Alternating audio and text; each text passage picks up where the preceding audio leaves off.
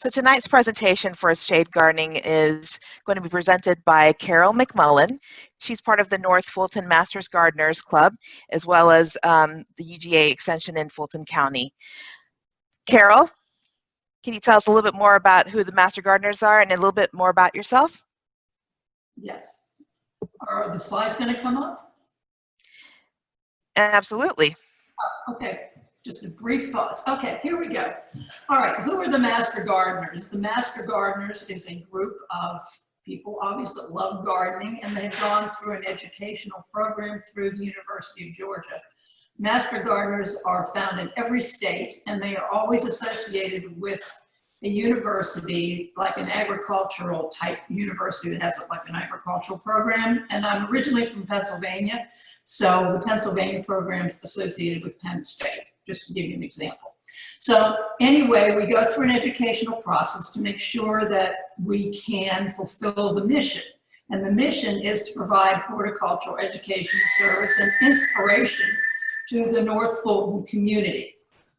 And we go through a program that lasts for 3 months, 1 day a week, and it's pretty intense. You go in the morning, you have a lunch break, you go in the afternoon, and then you take a midterm, you take a final, and then they think that, you know, they can then bestow upon you this North Fulton Master Gardener title. And they asked you to volunteer. The first year you volunteer 50 hours, and thereafter 25. And I've been in the program for 7 years now, and I really enjoyed every part of it because I love to play in the dirt. You can see I'm surrounded by my friends here that I'm going to talk about, and I'm really excited to share with you the program that we're going to do today. And you can see me back here with my garden behind me. One of the criteria for buying any house that my husband and I bought over the years, we had to have land. And I have a beautiful acre property, and I have woods for about half of that property. And so that's where the shade comes in. And I grew up on a street called Gardner Street. So if you grew up on a street called Gardner Street, you have parents who like gardening, and I just love the outdoors. I lived in Western Pennsylvania in the mountains, and I just love the outdoors, and I was there any moment that I could possibly get out of the house. I would sneak out and just enjoy it. I also volunteer. In fact, I just came from there earlier today, the Assistance League of Atlanta, which is in Chamblee, and it's a wonderful philanthropic organization that I have donated my time to. So that kind of gives you a little bit of information about me. And so let's get into the crux of what we're going to do today. We're going to talk about shade gardening. This is something that's very near and dear to my heart. You can see the beautiful results. This is not my garden. I, took this, and you can see where I've taken it from. I guess it's Hal's. How you can create a nice little pathway that takes your eye back. This probably is shaded due to the way the house is situated.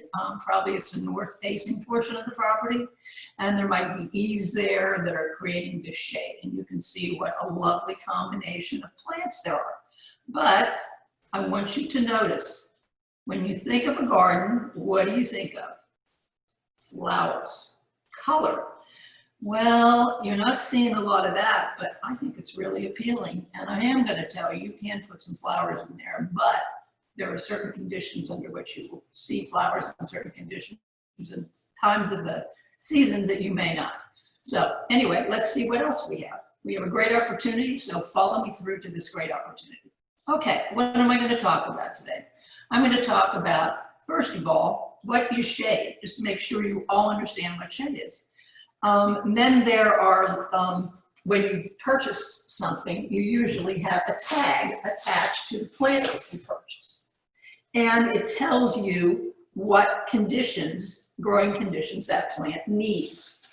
And one of the things they always tell you is it a sun plant? Is it a shade plant? Does it want full sun, partial sun, and so forth? So we're going to talk about that. What does that all mean? We're going to talk about the sources of shade. A lot of people don't realize that you can have shade, so I'm going to make you aware of that. We're going to talk a little bit of science. I was a science teacher for 35 years, a biology teacher. and in the high school setting and in a small college that was in the same town where I was a teacher. So we're going to talk a little bit about how the day progresses and how the shade might progress through your garden during the day and during the year. And then we're going to talk about advantages of shade. And I hate to say it, but there are some disadvantages, so we need to talk about that too. We're going to talk about soil type. There are two basic types of soils that we encounter, one of which, coming from Pennsylvania, I did not encounter. It's called clay. And Pennsylvania, where I lived, the glacier from the Ice Age kind of scoured the earth and brought down some nice humusy kind of soil. So most of the time I had pretty nice soil. I didn't even know what a soil conditioner was. And it's something that you see everywhere in Georgia. So we'll talk about that. We're going to talk about two types of shade. There's dry shade and wet shade. And then, so that you get the maximum bang for your buck, so I have some plants here. And if you want these to really look good, you're going to need to fertilize them in the soil.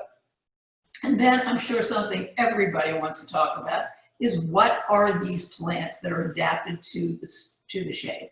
Trees, shrubs, perennials, and then annuals. So that's basically where I'm going tonight. Okay, let's move on. Let's talk about shade.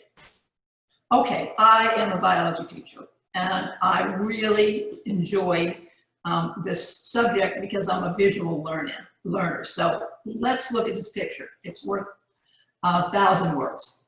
Look at that tree and look at the obvious. It's creating shade, lots of shade. But that isn't the only source of shade. It comes from trees. Wooded lots, of course, you're not going to be finding a lot of sun if you've got a wooded lot, which I have in the back. But man also creates shadows. Now, how is that? Well, north side of the building, like I was showing you that path. Building overhangs, if some houses have big, big overhangs, walls that create shadows, hedges, fences. There's a fence back there. I really don't see much of a shadow, but I'm sure if it was a different time of day, I'd see that. Now, my daughter just bought a house in a subdivision. And when that subdivision in Forsyth County was built, Forsyth County planners allowed them to scour the earth. They took a big piece of land and they flattened it out, took every tree out. And so you wouldn't think she'd have any shade, but she does. So we'll talk about that. Okay. So as I was talking about these plant tags, it's really important that this little tag, don't just throw it away. Look at it. If it says full sun, what does that mean? 6 hours of sun. That means sun basically through most of the day. That plant has got to, in this 90-degree weather that we just got over before this nice cool week we currently have, that plant has to resist a lot of sun, and it's going to dry out and so forth. So full sun plants, they are a different category. We're not talking about them today, but I want you to be aware of their needs. They need 6 hours of sun. Now, partial sun. This is 4 to 6 hours of sun, and usually the best combination would be morning shade and afternoon sun. But, it may happen or may not happen that way. So now we're getting into shade. What's partial shade? Well, we're reducing the number of hours of sun. And so those plants really have to max out on the sun because they're carrying on photosynthesis. And that means they need sun, or they're not going to be able to provide themselves with energy, food, and they are going to just, won't be in the picture for very long. So some plants that I have here are partial shade. And I even have some that will take practically no sun. They still have to have a little bit of sun. That's like a couple hours of sun. They'll go through the canopy of a forest or something. There's usually some opportunities for sun. Okay, you know all that? Good to know. All righty, let's move on. Now, let's do a little bit of science.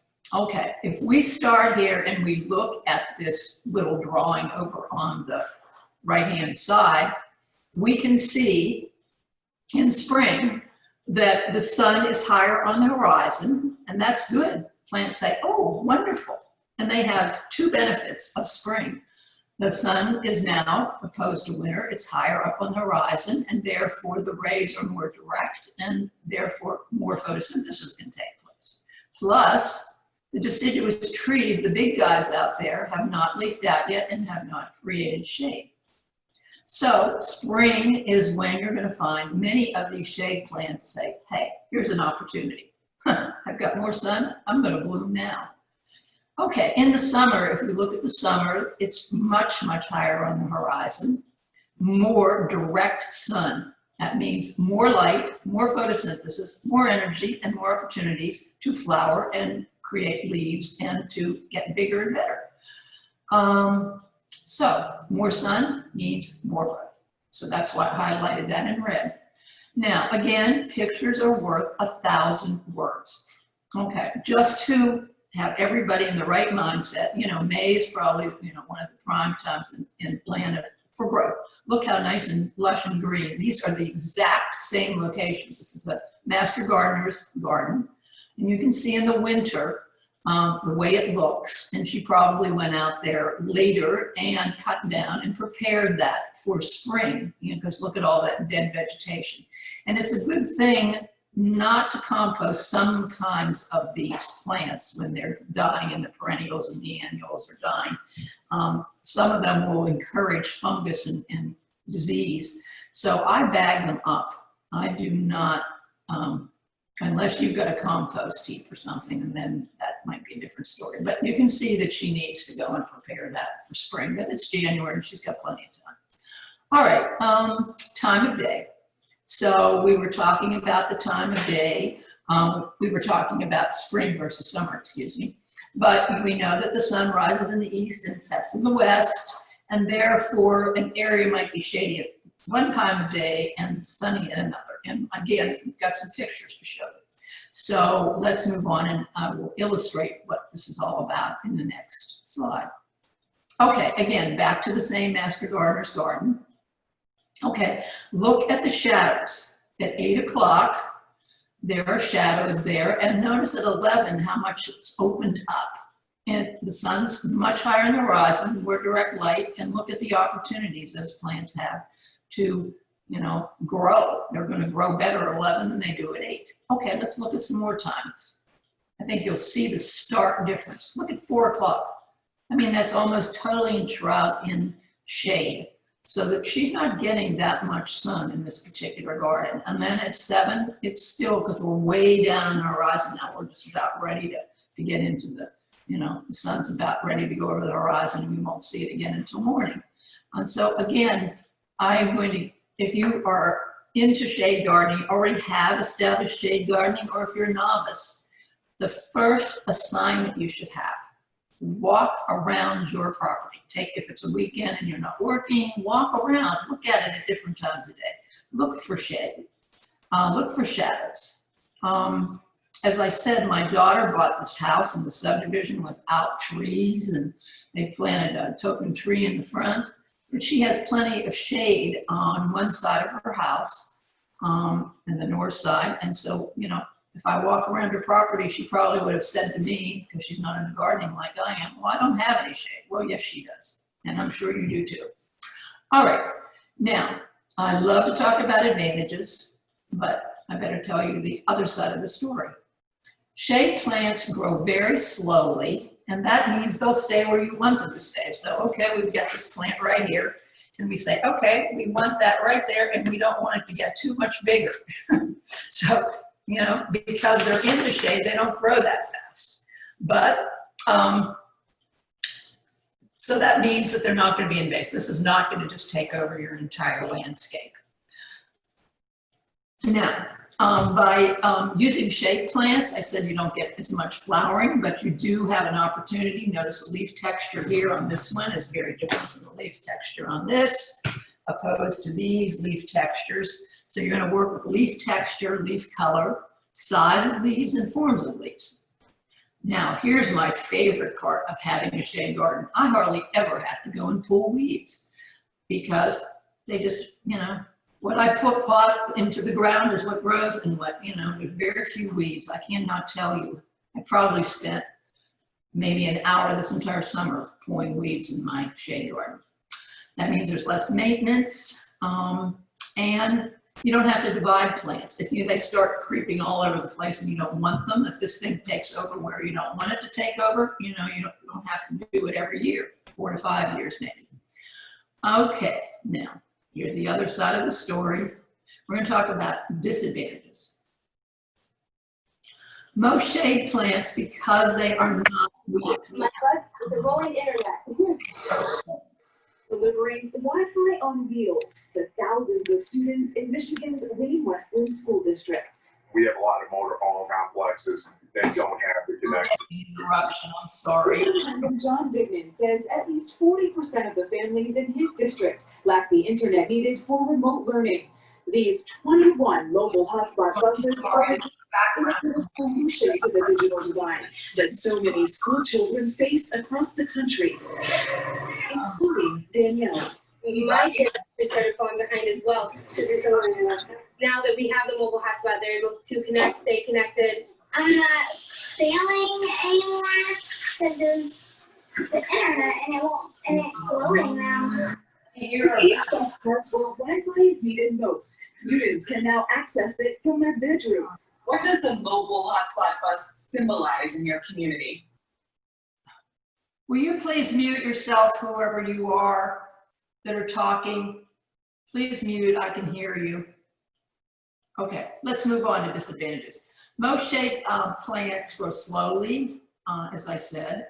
That can be a disadvantage if, it's expensive to go and buy these plants. And so if you want them to fill in a spot, it's going to take a while.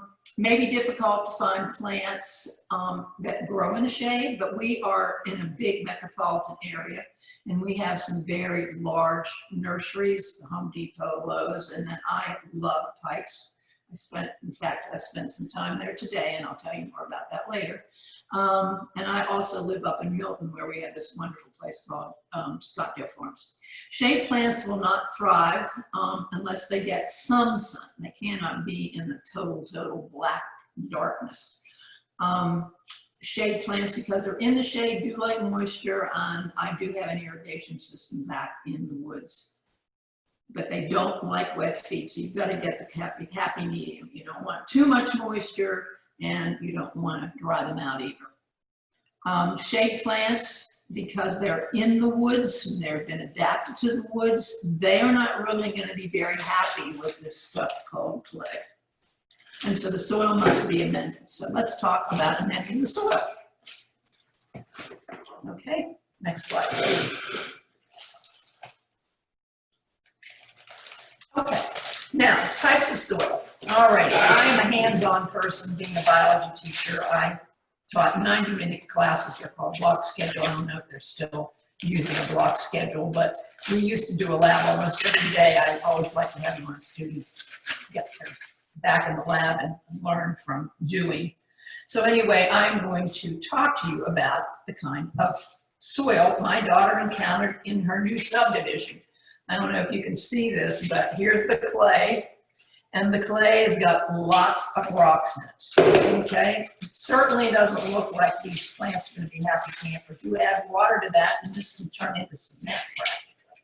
All right, so what you're going to do, when I encounter this, I get rid of the rocks and say goodbye to those. And then I purchase, and I'm not really going to advertise any particular product, but I go and buy this product called compost manure, and this is only like $2 and something at Lowe's, so I spent a lot of time buying this because it's inexpensive, and it's got a great texture to it. Okay, now this reminds me of Pennsylvania.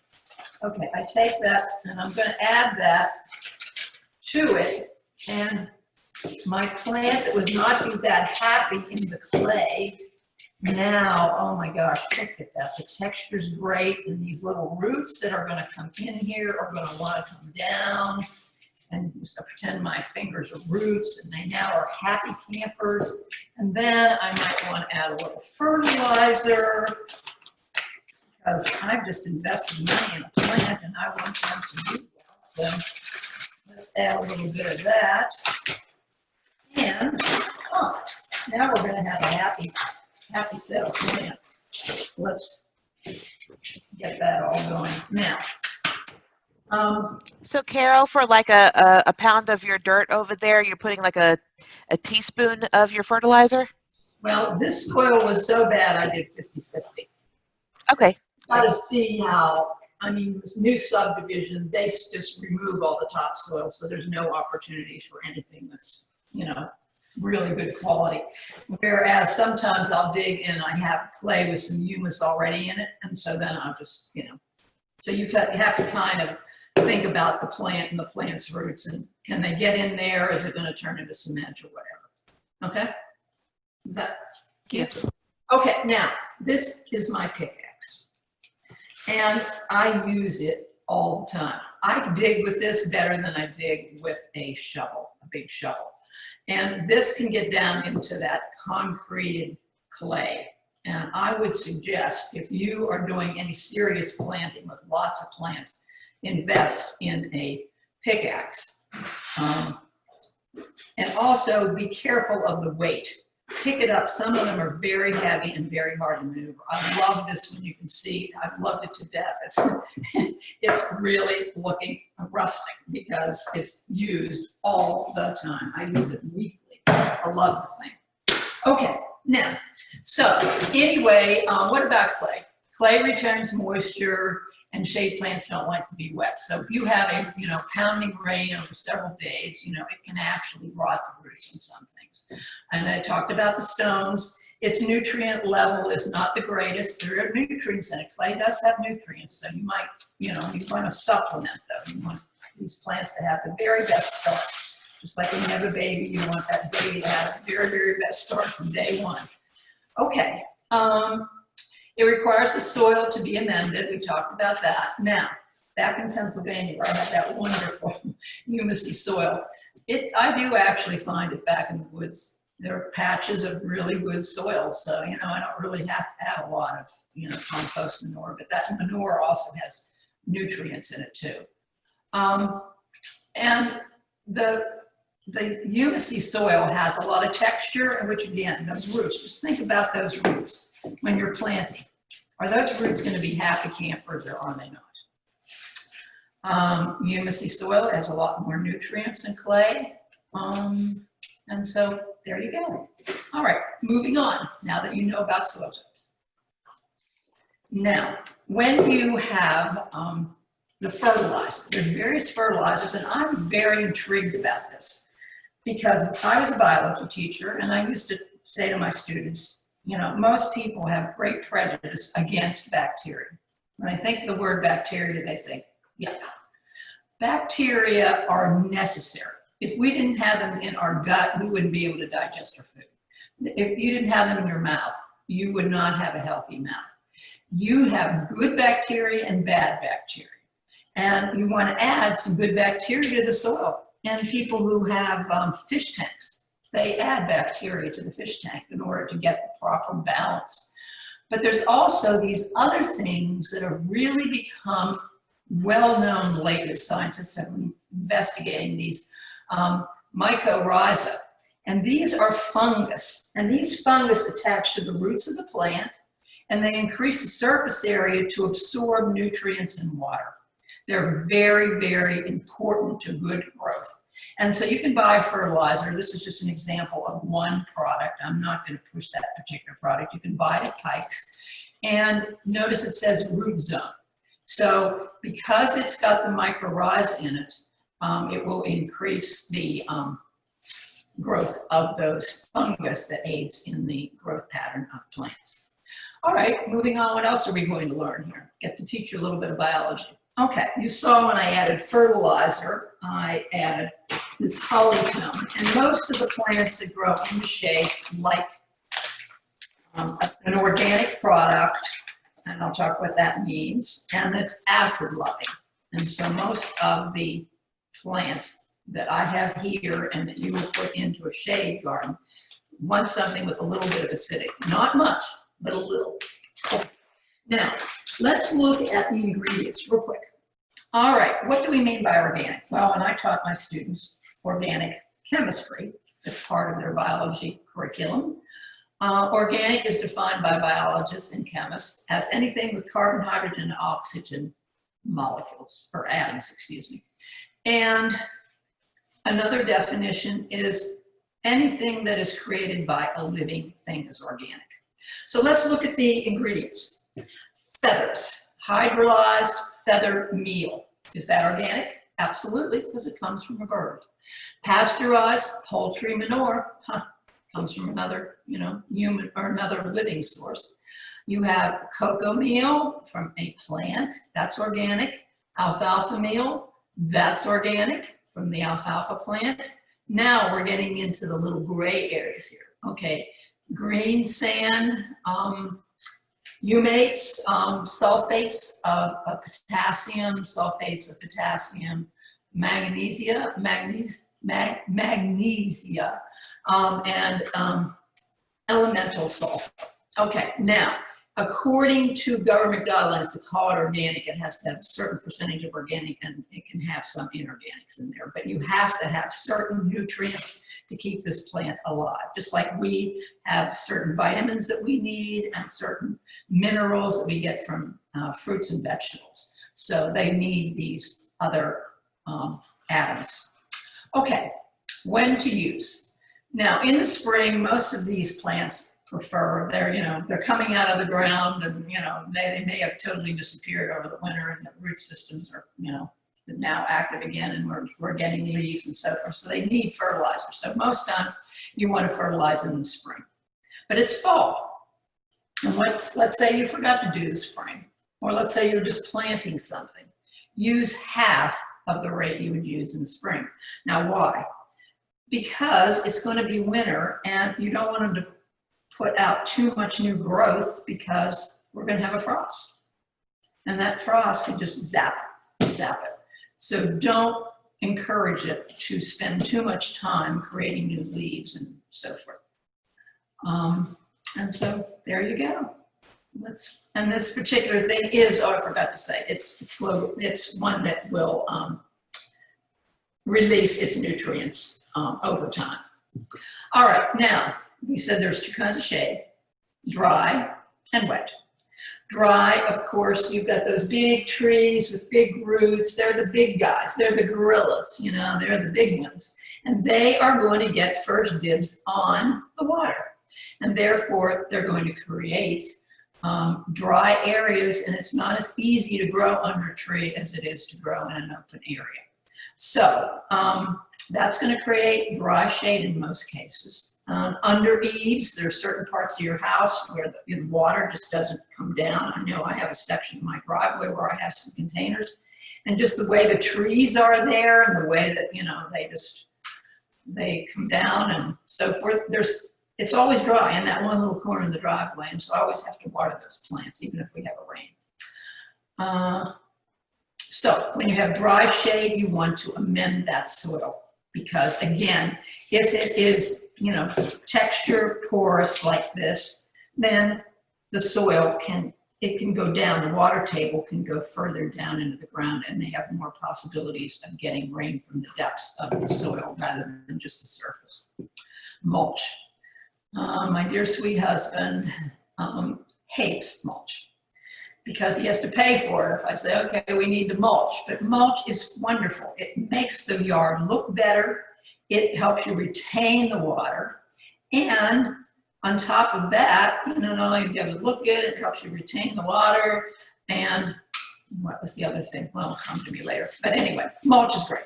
I like mulch. It really helps the plant. Oh, and in the wintertime, it does help to protect those roots, the really fragile roots that have survived and are going to then generate new plant growth in the spring.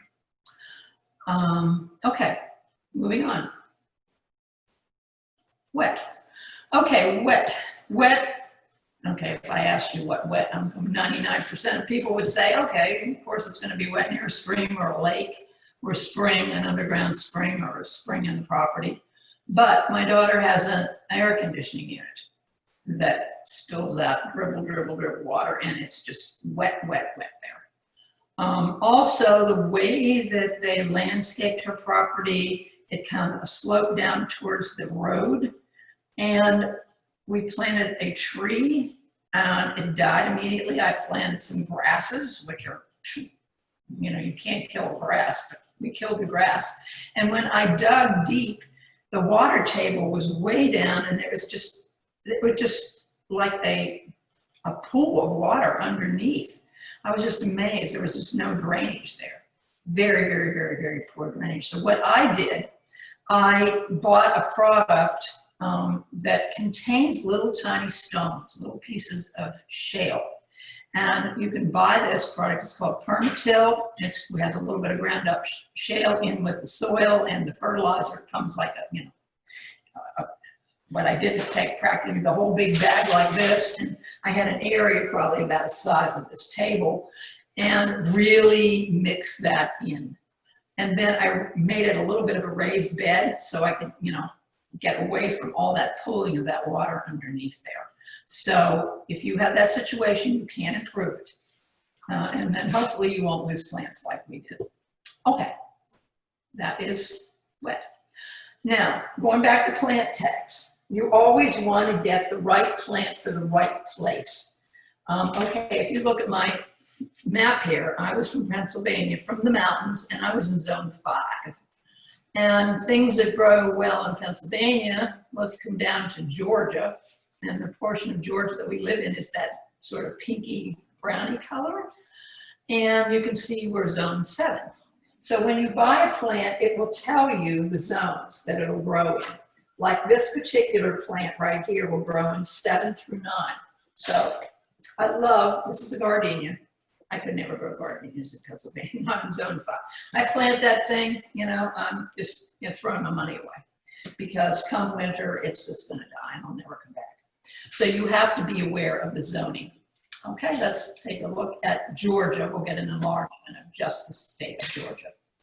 All right, now if you look at the map really closely, Fulton County is sort of a bluey green in the bottom half and a green at the top half. And so if you look at the colors, the top half of Fulton County is zone 7A. Bottom is 7B, and many of them are saying it's 8 now because of global warming. But every once in a while, we get one of those fierce winters where we're getting lots of cold weather, we get ice, we get some snow. And a few years back, some people actually were losing some gardenias because some of the gardenias started zone 8. And the zone 8 ones, some of them died, but if the ones that started 7, and I will never buy a gardenia unless it says zone 7 for that very reason. And I've never lost a gardenia, but I heard people did lose. But the subdivision I lived in, that I live in currently, was built in the early 2000s.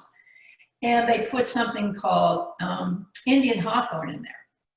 And Indian hawthorn is a zone 8. And I have pulled out probably 20, 30 of those plants. There's not one single one left because that one winter we had about 4 or 5 years ago that was really severe. Every single one of those died, every single one. And that was just a monumental project to get them out of the ground. But it was good because the contractors always put too many plants in there, so I really didn't even miss them when they became part of the compost. Okay, moving on. All right, here's another enticing picture. Pictures, you know, tell 1,000 words.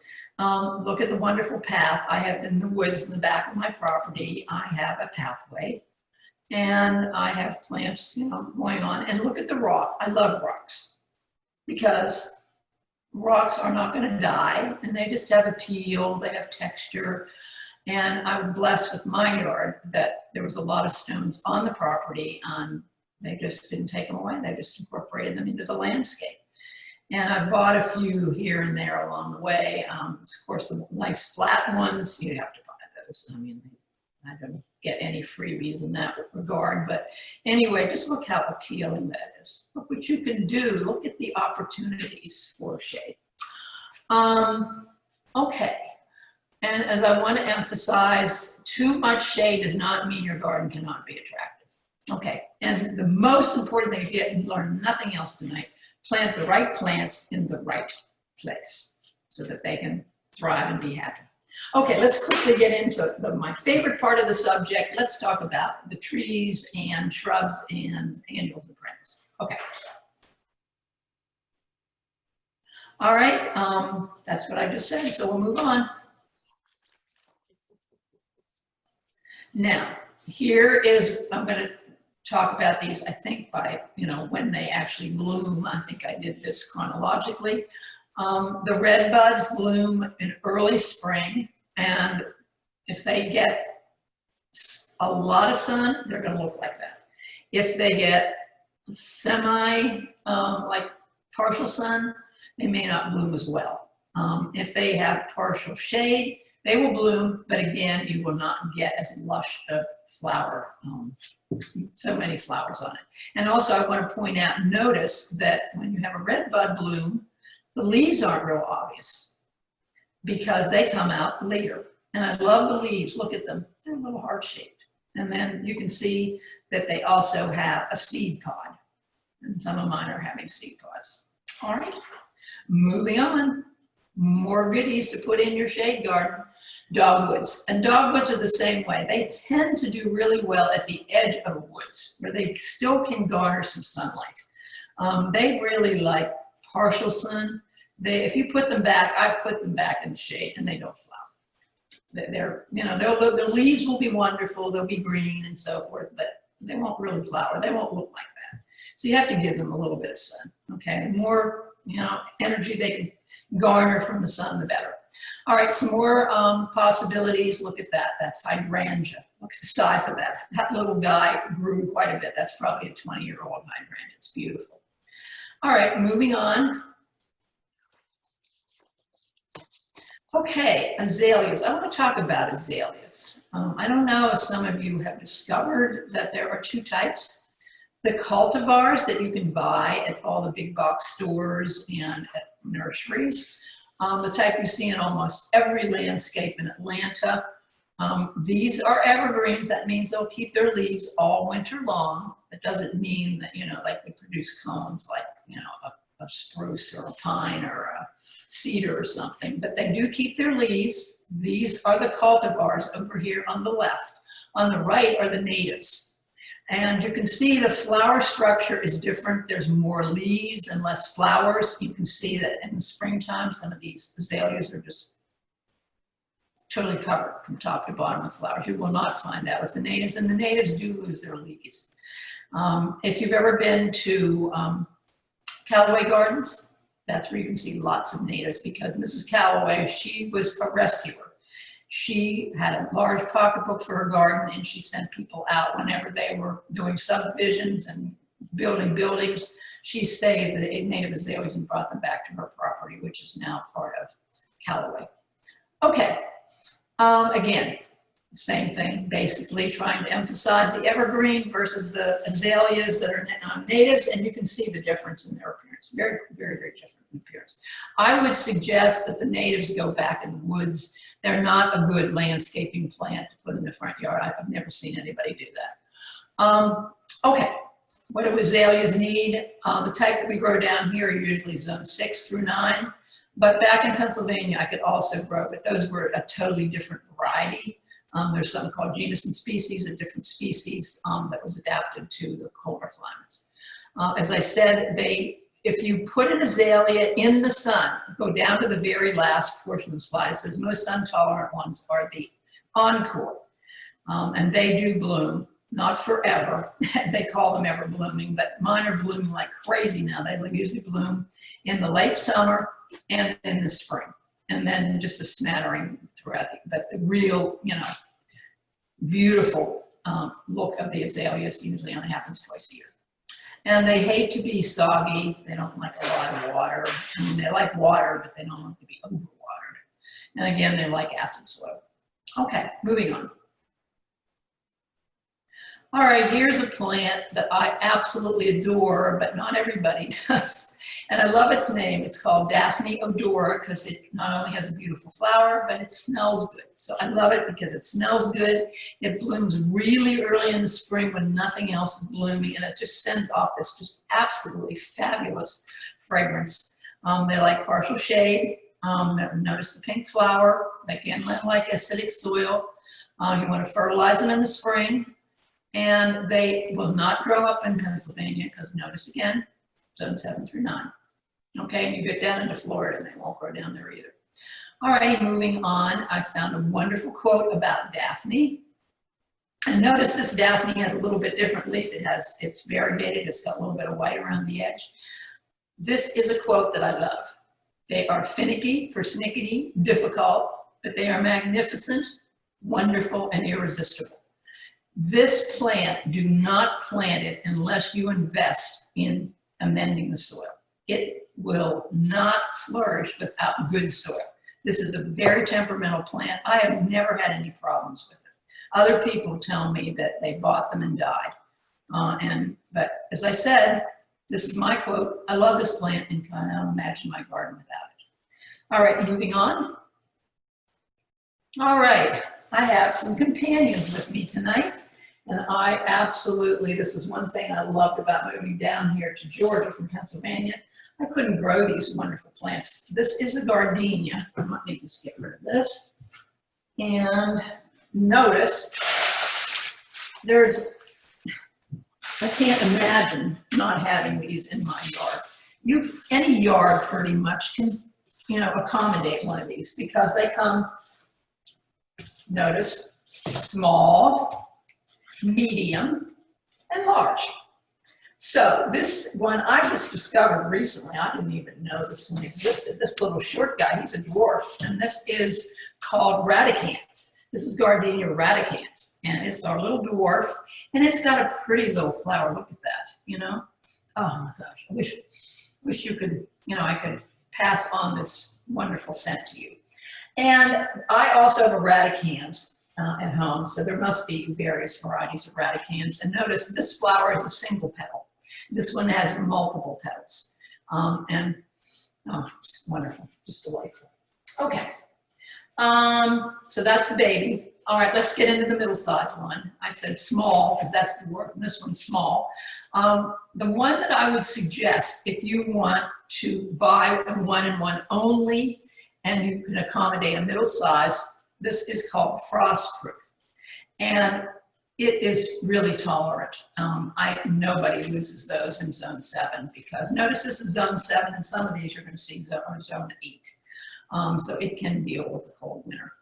And these only get 3. The other one will get like 2 to 3 feet. This one will get 3 to 4 feet. And where's my friend? Oh, here you go.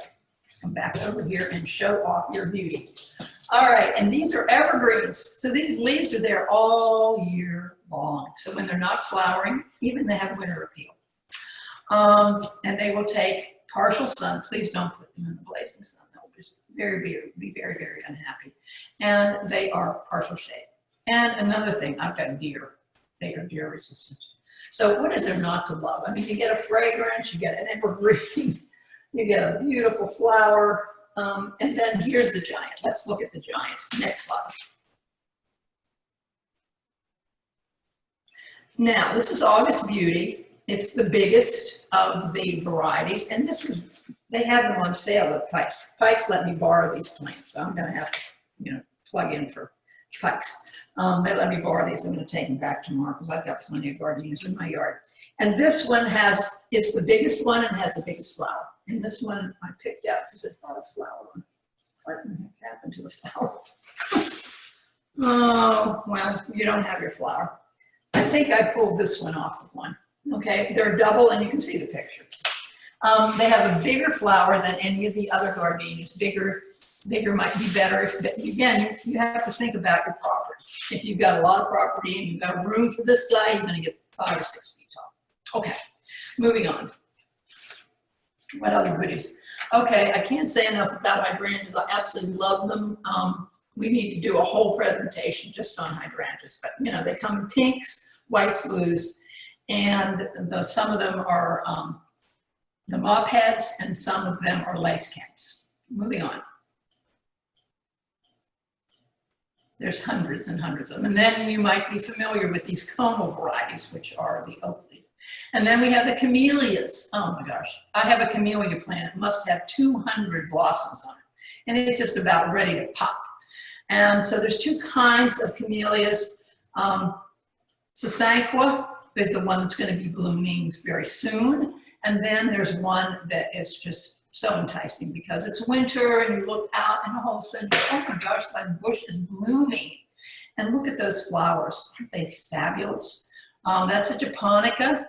The japonica usually has double flowers, and then the Sasanqua has single flowers. But look at all the different colors, and look at that one down there. It looks like candy. Okay, it looks like peppermint candy. All right, moving on. All right, my love of my life are my hostas. I have a whole presentation on hostas. But hostas I love because I think I have 100 varieties in my yard because I have so much shade. But they come in all kinds of sizes and shapes. And so here you can see the nice mix of hydrangeas and a hostas. Okay, moving on. So you want some design tips, there you go. All righty, I'll never ever reach the goal of having all 3,000 of the hostas, but I do have quite a variety. Look at them. Some of them are chartreuse green, some are green, some are dark green, some are blue-green. I love the blue-green ones. This guy is going to turn blue-green when he's in his happy place in the soil. This one is a blue one. Pardon me? Okay, and I love this one. This is called Striptease.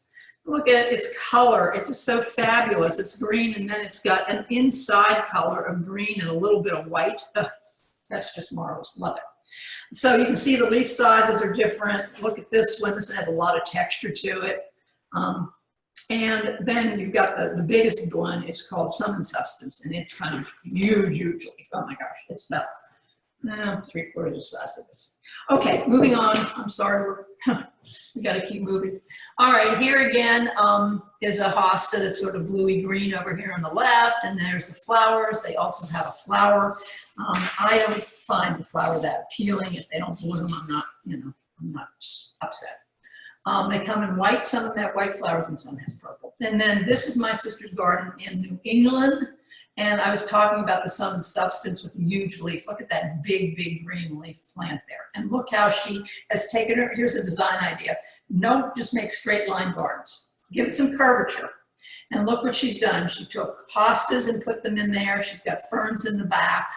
She's camouflaged her neighbor's fence. She has added, I like to see things added, rocks, bird baths, art, garden art, various other things that she's added to that. And again, look, there's not a lot of color in there. There's no flowers in there, but it's so appealing.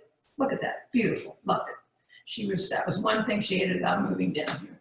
Okay, now, here's some more things. This is called a Lenten rose or a hellebore. And look at all the different colors you can get.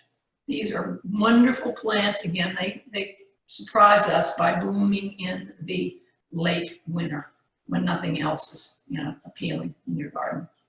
Moving on. All right, here's another one. Oh, just the love of my life in Pennsylvania, this thing. And I had a big wooded garden and it just took over. But in the spring, it was just so enchanting to walk into the garden and go down the pathways and see this little polka dotted leaf and these teeny, teeny little blue flowers that turn pink as they start to fade out of the scene.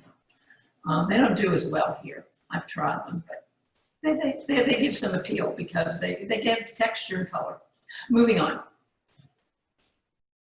And this plant, I should probably even take this out. A stilby, I just can't do anything with the stilby. They like it cooler. They did very well in the north. And they never even did that well in Pennsylvania, but friends of mine in New England and Massachusetts have them, and they're just exquisite. They look like that, and they come in a variety of colors, and it does give you color in the shade. But I'm not real satisfied with them here. You can buy them here. They're in all the stores, but I wouldn't, unless, you're better than I am. And here's another one, another shade lover. And I actually found out my niece, she didn't read her tag. She put them in the sun, and they're actually thriving in the sun in her yard. I cannot believe, because I was always tunnel vision to thinking these had to be in the shade. But they come with a green leaf, or with a leaf that has a little bit of white, and they have this little bell-shaped flower in the spring. Again, a lot of these only bloom in the spring. The Astilbe blooms in the summer. Okay, we're almost done. Let's see what else we've got here to show you tonight. Oh, there's not much that blooms in the shade in the fall, and I have been so happy to see these cute little faces in my garden. These are called anemone, and I have white ones, quite a few white ones in my garden blooming now, and I just bought one recently that was as a purple color, and I'm curious to see how well that does in my shade garden. They need some sun though. Don't put them in the deep, deep shade. Moving on, I think, are we done with these? Let's see. Oh, how can we forget ferns? Oh my gosh. Okay, symphony in the shade. You gotta have some ferns. If you have deep shade, I will guarantee this is one plant that does well in even almost complete darkness. You go, they're naturalized in the woods, and I would only suggest purchasing autumn ferns. Those are the ones that thrive in my garden with neglect. Okay, even with dry shade, they usually do pretty well. These Japanese painted ferns, I love the colors of them. They're grayish leaf with purple. They just don't seem to want to be happy in my garden, but they may be happy in yours. All right, moving on. Native ferns, the Christmas fern is called a Christmas fern because it's still green at Christmas time. Then by spring, you're going to see a bunch of dead fronds. They don't have leaves, they're called fronds. And so you cut them back, and then they get these wonderful little fiddleheads, and then they burst into their greenery in the spring. And there's a lady fern, that's another one that you see in the woods. Let's just skip this because we're running out of time. And then again, this is a garden in New England, a friend of mine's garden in New England that's shaded. And notice the beautiful curvature there. Okay, putting it all together, we're just going to quickly just say, these are the things you should remember. Look for shadows. That's your homework. And pockets of moisture. You got to figure out where the moisture is, where the shadows are. Plan. You might want to plan this winter for what you're going to plant in spring. Remember, as the trees grow, you get more and more shade. And I'm in, some plants that did well in the partial sun now are in shade. So you've got to kind of, think ahead. Power of 3, when you buy things, oftentimes your eye it's appealing to have 3s, 5s, and 7s of a plant. That really gives you that high impact. You want to mulch, as I said, for beauty, for moisture, and oh, there we go, the other one that I forgot. Keeps the weeds down. We talked about amending. Don't forget to amend. That's why I have it in red. And if you have a tree that comes down, you have shade, and now all of a sudden you've got sun. So remember that. My sister just cut down a huge, 40-year-old tree on her property, and now all the hostas had to be transplanted because they aren't going to thrive in the sun. Please, please, please, if you get nothing else out of this, plant the right plant in the right location. Okay, moving on. All right, here's references. I want to reference all of these. I took pictures from various places, and so this is my references. Also, I do want to point out that I'm with University of Georgia Master Gardeners Extension, so we have that as the first publication. And I also want to point out this wonderful, if you need some design ideas, go to www.gardenia.net.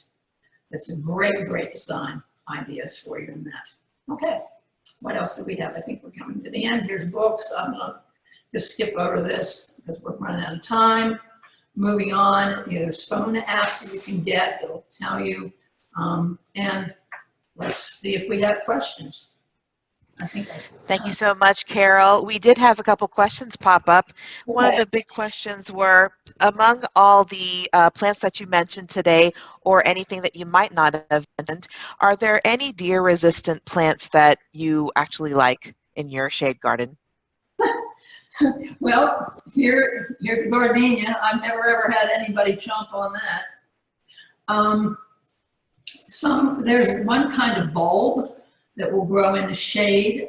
Daffodils need a little bit of sun. Sometimes they will grow in the shade because there's no, they bloom in the spring and there's no leaves on the trees, and they have a poison, they're poisonous.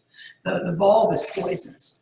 And so the deer do not eat the bulb, and therefore you have your daffodils. But there's also one called a Spanish bluebell, and that is deer resistant. Hostas, I will tell you, I'm so glad that question came up.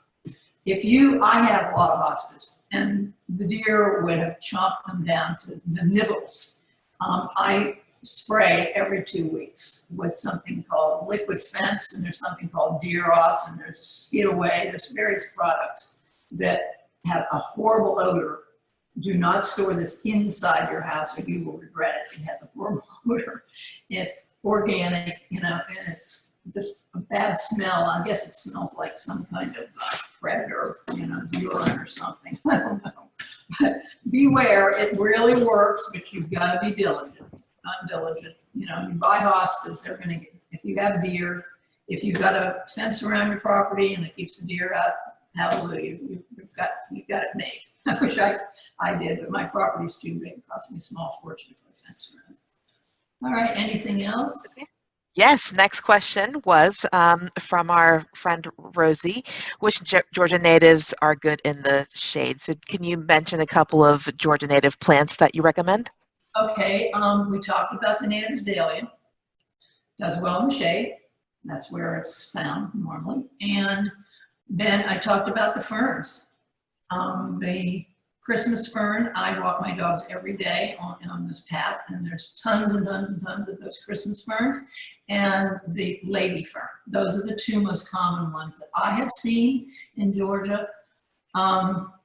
Hydrangeas come from abroad, I believe, and the hostas come from Japan and China, in that part of the world.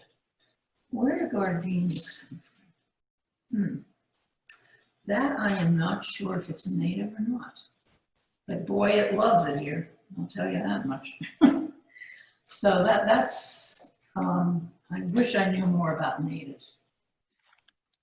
We have a master gardener who is very, very good about that. We have a historic property here in Roswell called Smith Plantation, and she has removed all the non-natives from there, and now it is totally native. So if you want to see some ideas, go to Smith Plantation and walk the paths. There's almost 100% of the plants are now natives. I've been over there and helped her dig up the non-natives. So I can tell you, yeah, that's her mindset, and I'm so happy that she's done it because it's absolutely beautiful. So go to Smith Plantation. Okay, any other questions? So we have another question. If you have an established shade garden that needs to have the soil amended, would it be better to remove the current plant or to amend the plant, amend and replant this plant? Oh, good question. If they're already established, I would just hoe or rake a little bit around them and just add some fertilizer. If it's a new plant, then you can go through the amending thing. Another thing I do in the spring, I put down this compost manure. I put about an inch of that or half an inch of that around but don't put it right at the roots around, leave an inch or so around each one. And then I put the mulch on top of that. So there's the strategy. We have another question related to just surrounding areas. So other than mulch, what is some shade tolerant grasses or ground cover that you recommend? What loves shade? I know moss does, but that's not for everybody. I have a moss backyard, which is awesome, but you do have to maintain it a little bit. I have transplanted moss from the woods because it will grow on the north side of a tree usually. And again, I walk my dogs every day, and there's 200 acres. We're blessed with 200 undeveloped acres, which we do not own, behind us. And there's many opportunities to find moss and bring it into the garden. But moss is a very, very primitive kind of plant. Doesn't have roots, stems, or leaves. And so it's not a plant like, it doesn't ever get a flower or anything, and it reproduces by spores rather than by seeds. But yes, thank you for reminding me of that. That really gives a lot of texture to my garden. I love it. It looks like green velvet. Yeah, great idea. It's my favorite. Any other ground cover that you recommend for shade, or any grasses that are shade tolerant? Oh, most of your grasses need some sun. I put some in there and they haven't done well. Any kind of clovers or anything like that? Oh, no. I wouldn't get into clover. No. Okay. I have one that I planted. I got it Scottsdale and said it will take some shade, but I have it in partial sun and it's doing well. When is a good time to actually start hacking back the dead leaves? Is now a good time? Do we need to wait a little bit before spring arrives? When's a good time to kind of weed back some of the dead foliage for anything that's in the shade garden? Is it similar to what would be for sunny plants, or is it earlier? Is it later? I'd wait for the frost to do its damage. Then you know exactly what you want to cut. So Okay, great. And then hydrangeas, I would advise you to do some research. Go onto YouTube, and there's probably some kind of YouTube even video you can get about pruning hydrangeas, because some of them will not flower if you prune them, because they get new flowers on dead wood. And right now I have a couple, like for instance, my camellias are filled with blossoms, so you don't want to touch them. Most of your shrubs you don't want to touch in the fall, because many of them are already forming buds for spring, flower buds. So if you cut them now, you're going to have a season without flowers. Great. So I'll open up the forum to anybody else. Does anybody else have any questions? Gina, We've had plenty in the chat. Hey, this is Kelly Callan. You were just, this was a good segue. You were just talking about hydrangeas, Carole, and thank you so much. This has been so informative. I just wanted to share with everybody on this, if you were on our last plant talk, I mentioned it. We have two, Friends of Mimosa have two hydrangea, and I believe they're Endless Summer, still available from a campaign that we had in the spring that we pulled through to go through the rest of the year. As most of you know, it was the 50th anniversary for Earth Day, and we ran a 50 for 50 to honor Earth Day by offering plants. So we still have two more of those. So if you are interested, please hit our website. And you can leave a little note there. When you give a donation of $50, we'll arrange to have it delivered to your door. Wow. And the other thing, and they're 3 gallons too, Carole. They're not the small ones. We're partnered with Twin Branches Nursery, which many of you are big gardeners, so you know what a beautiful, also come with fertilizer tabs. And the other thing we'd like to just hold up, we hope that you continue following us and get the messages from Eventbrite for future events. But on the opposite of shade, we will be talking about our solar, our new solar roof project coming up, and that is just got scheduled just yesterday for Thursday, October 15th. So we hope that you'll join our journey and follow us along for that. So thanks so much, Gina. Thank you so much, Kelly. I hope you've totally loved our presentation today. And Carole, thank you so much for attending and telling us so much about shade gardening. Hope everybody enjoyed themselves today. Our next class is actually on October 1st with Chef Darwin. And as Kelly mentioned, we have one on October 15th as well for solar and sustainability topics. If we don't have any other further questions, we can adjourn for today. Please note that we've got some future classes at the North Fulton Masters Gardeners Club as well. The links are showing up on the screen. And if you want to actually sign up for our newsletter, you can actually, there's a a chat window link over there. You can sign up for our newsletter to keep in touch with us and learn more about our events and happenings and ways to volunteer. Thank you so much, everybody. Have a great evening. Hope you enjoyed our presentation.